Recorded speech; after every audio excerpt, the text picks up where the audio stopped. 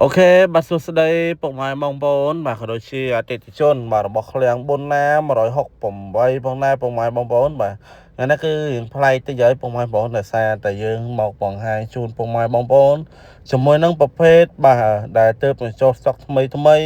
បាទក៏ដូចជាមាននៅក្នុងស្តុកស្រាប់ផងដែរពុកម៉ែបងប្អូនណាបាទហើយស្តុកថ្មីគឺយើងចូលច្រើនមែនតើពុកម៉ែបងប្អូនបាទមិនថាតែប្រភេទព្រុសប្រភេទ NX 200T 350បាទឬក៏ប្រភេទ pick up បាតាកូម៉ា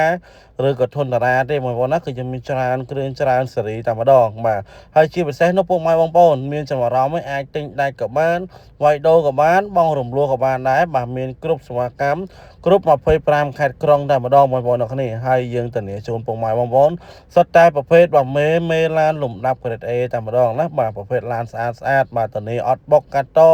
អត់ដូរពណ៌អត់ច្រេះបាទអត់ពុកអត់ស្ទើរខ្សៅខ្យងបងប្អូនបាទហើយជាមួយនឹងការលេងរៀបឌីហ្សាញបងប្អូនមើលជាក់ស្ដែងណាគឺយើងលេងរួចរាល់អស់តែម្ដងបងប្អូនអរគ្នាចេញទៅគឺដឹងតែជិះតែម្ដងបងប្អូនបាទហើយខាងនេះសិតតែប្រភេទប្រុសហើយបងប្អូនបាទមាន012 13បាទ14បាទមាន option 2 option 3បាទមានដបូលសូឡាមានសមានប្រភេទអីចឹងទៅបងប្អូនណាបាទហើយសិតតែមេឡានតានីនៅសនំស្អាតណាស់បងប្អូនបាទអនិច2ទេបាទមាន015 016មានលុចសេរីមាន Sport បងប្អូនអរគ្នា